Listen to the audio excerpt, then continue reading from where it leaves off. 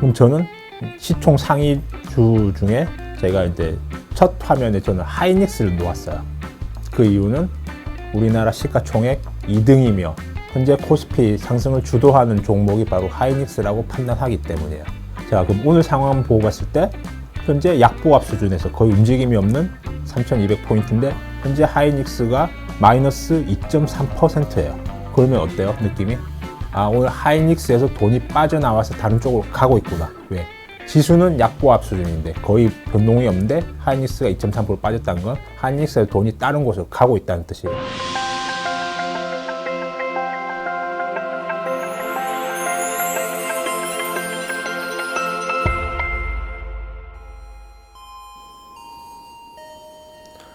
안녕하세요, 학우님들. 두한쌤입니다.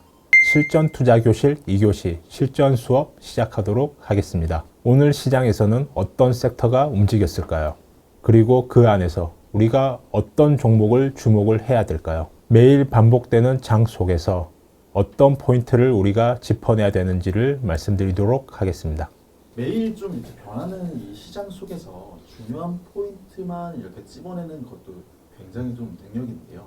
선생님만의 그렇게 독특한 그 눈을 저희 많은 시청자분들이 궁금해하세요. 선생님이 보시기에 오늘 이 강세를 보인 섹터의 주요 상승 원인이 혹시 어떤 게 있을까요?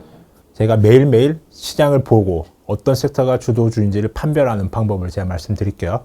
제가 이제 제 휴대폰에 세팅되어 있는 순서대로 제가 말씀드려볼게요. 맨 처음 저는 원달러 환율을 보고요. 오늘 원달러 환율 1382원. 크게 변동사항이 거의 없습니다. 그러면 어떤 외부적인 변수는 없는 것으로 판단을 하고요. 코스피 지수 현재 3200포인트. 약보합 수준이고요. 코스닥은 805.32%, 0.74% 지금 상승 중이니까 어때요? 코스피 대비 코스닥이 상승 중이구나. 코스닥 종목들이 오늘 강했구라는 느낌을 가지고 밑에 관심 종목들을 쭉 쳐다봅니다. 그럼 저는 시총 상위주 중에 제가 이제 첫 화면에 저는 하이닉스를 놓았어요. 그 이유는 우리나라 시가총액 2등이며 현재 코스피 상승을 주도하는 종목이 바로 하이닉스라고 판단하기 때문이에요.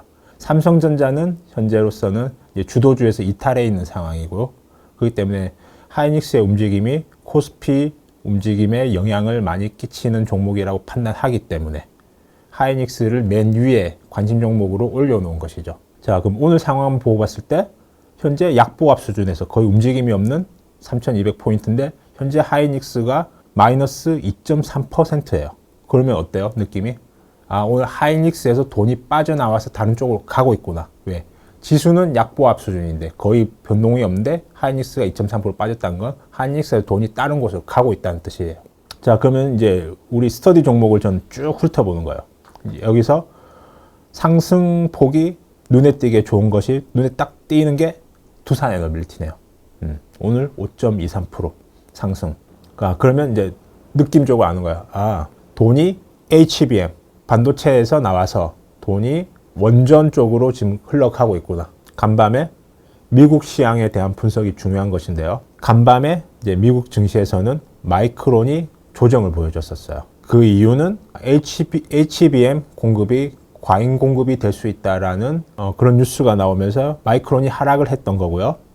그러면은 당연히 생각을 해야 되는 것이 하이닉스의 악영향이 가겠구나. 왜? HBM 관련해서 가장 캐파가 큰 건 하이닉스이기 때문이죠. 그리고 간밤에 700억 달러 규모의 대규모 AI와 전력 인프라 투자가 있었습니다. 그와 관련해서 간밤에 미국의 원전 SMR 관련 기업들의 주가 상승률이 굉장히 좋았습니다. 그런 느낌을 갖고 있었으면 우리가 오늘 장을 어떻게 예상할 수 있었을까요? 하이닉스 주가는 오늘 좀 어렵겠고 두산에너빌리티 관련 원전 중심으로 주가의 상승세가 좋을 수 있겠구나라는 그런 느낌을 우리가 가지고 아침을 시작할 수 있었겠죠. 그렇다면 단기 트레이닝으로 접근을 했었다면 최근까지 가파르게 조정을 받고 있었던 원전 관련주에 접근을 할 수 있었겠죠. 오늘 우리 포트폴리오 중에서 원전 관련 기업들의 주가 흐름, 두산에너빌리티, 한국전력, 한전기술, 한전산업 등의 주가 흐름이 양호한 수준으로 보여주고 있습니다. 즉 시장 대비해서 원전 섹터 관련 주식들이 좋은 퍼포먼스를 보여주고 있다. 이렇게 판단하는 것이고요. 또 이제 저는 우리나라 코스피, 우리나라 주식시장을 봤을 때 돈이 한정적이기 때문에 어떤 섹터가 올라가면 또 그와 반대급부로 또 다른 섹터가 빠지게 되는, 즉 끊임없는 돈이 순환하게 되면서 어떤 섹터에 뭐 마치 탁구 치듯이 이렇게 여기가 오르면 저희가 떨어지고, 그런 과정들을 제가 이해를 하고 있는 것인데요. 그래서 오늘도 반도체에서 돈이 나와서 원전 섹터로 이동하고 있는 것으로 보여집니다. 즉 최근에 이제 고점에서 그래도 한 20% 정도 조정을 받았던 원전 기업들의 또 수급이 몰리게 되고, 또 그 기업들이 어느 정도 올리게 되면 또 다른 섹터 돈이 이동하지 않을까, 그런 관점으로 계속 이제 바라보는 것이고요. 지난 4월 코스피 2,400에서 현재 3,200포인트까지 3달 만에 강한 상승세를 보여줬기 때문에 앞으로는 조금 지루할 수 있지만 그래도 이런 강세는 계속 유지가 될 것이며, 저는 지속적으로 순환매 장세 속에서 지수는 천천히 상승하는 그런 장세를 저는 생각하고 있습니다. 그래서 이제 이런 수급은 결국 성장을 쫓아서 가게 되는 것이고요. 제가 계속해서 강조드린 건 성장하는 기업, 즉 매출과 영업이익이 늘어나는 기업을 추적해서 계속해서 그 기업들과 동행하는, 그리고 여러분들이 트레이딩 전략을 하더라도 이 매출과 영업이익이 성장하는 구간에 있는 기업들만 추려서 그 안에서 이제 매매를 하시면 좋은 성과가 있을 거라고 판단하고 있습니다. 그렇다면 이제 선생님께서 보시기에 이 기업의 실적이 굉장히 좋다라고 그런 판단 기준이 있을까요? 기업의 실적을 추적하는 그 작업을 하는 것은 증권사의 애널리스트들이겠죠.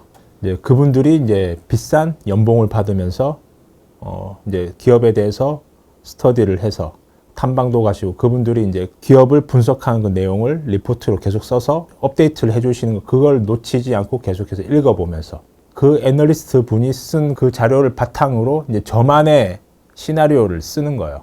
이제 기업의 실적이 좋아진다, 뭐 나빠진다라는 판단을 하려면 정말 기업의 산업 현황 그리고 외부 변수에 대해서 제가 깊게 스터디가 되어 있어야 그걸 바탕으로 시나리오도 쓸 수 있는 것이고요.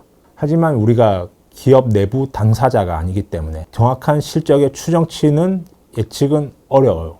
그 냉정하게 이야기하면. 물론 우리 스스로도 실적을 추정할 수 있으면 좋겠지만, 가능한 그 일을 전담해서 열심히 하시는 애널리스트 분들의 자료를 바탕으로 해서 그 자료들을 꼼꼼하게 읽어보고, 그 자료 안에서 어떤 허점이 있지 않은가, 아니면 좀 간과된 부분이 있지 않은가를 그거를 채워나가는 것이죠.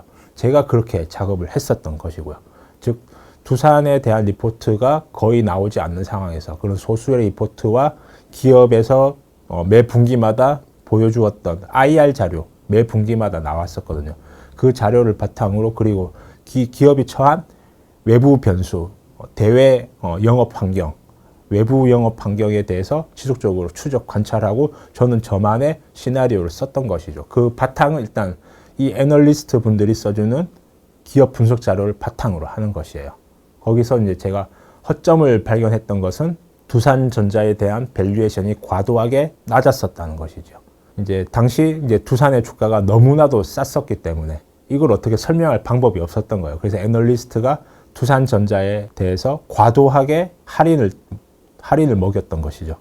이건 자회사도 아니었고 따로 물적 분할되어 있던 그런 상황도 아니었고요.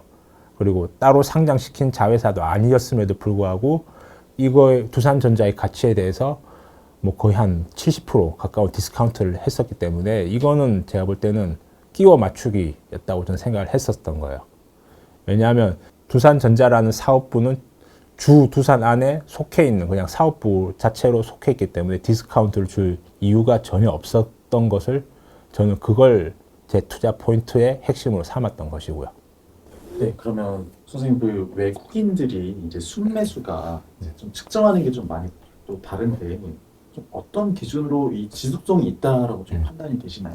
저는 최소 3개월 외국인의 매매 동향, 즉 누적된 매수량이 지속적으로 증가하고 있는가, 그 추세를 보시길 바라요. 제가 예전 외국인 수급 분석 영상에서 대표적인 예로 두산 에너빌리티를 보여드렸었잖아요. 그 외국인들은 2024년 1월부터 지속적으로 야금야금 계속 사모으고 있었어요. 즉 두산 에너빌리티가 가진 그 독점력을 외국인들은 알고 있었던 것이에요. 그때부터 계속 야금야금 사모으고 있었던 거예요. 그리고 외국인 수급을 보면서 저도 투자 아이디어에 많이 활용을 하는 거예요. 이 외국인들이 왜 이렇게 야금야금 사모을까? 이제 그 이유에 대해서 제가 분석하다 보면 투자 아이디어가 나오는 것이죠. 그러면 그 선생님께서는 이런 그 매수 타이밍을 잡을 때 어떤 보조 지표를 좀 활용해서 보시나요? 대표적인 지수가 이제 심리 지표, 상대 강도 지수, RSI 지표가 있을 텐데요. 저는 현재는 그 RSI를 보지는 않아요. 저는 저만의 인문학적인, 저만의 감각과 심리 이 자체를 객관화해서 보려고 노력을 하다 보니까 RSI 지표를 어느 순간부터 보지 않게 되더라고요. 그래서 저는 제 차트에서도 RSI 지표를 지금 삭제했었고요. 근데 제가 초보일 때는 많이 참고를 했었어요. 그러면은 지금 구독자분들이 좀 보기에는 괜찮다라는 말씀이실까요? 그러니까 RSI 지표를 추가를 하셔서 그게 음의 영역에 있을 때 시장 대비해서 이 주가가 이 회사가 지금 현재 어떤 무관심의 영역이 있나 아니면 좀 과매도의 영역이 있는 건가 그 정도 판단하는 기준 잡을 수 있을 거고요. 반대로 이제 양의 영역에 있을 때는 이 기업에 대한 지금 관심도가 높구나 이 정도 수준을 이제 판단하면서 이제 접근해 보시면 초보자분들은 이제 활용하기엔 RSI 지표가 적정하다고 생각합니다. 강한 섹터는 누구나 볼 수 있습니다. 하지만 그 안에서 진짜 갈 종목을 고를 수 있는 사람이 결국 수익을 내게 됩니다. 내일 시장부터 여러분들 제가 말씀드렸던 기준을 바탕으로 여러분들만의 시각을 만들어 가시길 바랍니다. 그럼 오늘 특정 섹터가 강할 때 어떤 종목을 고를까 수업을 마치도록 하겠습니다. 감사합니다.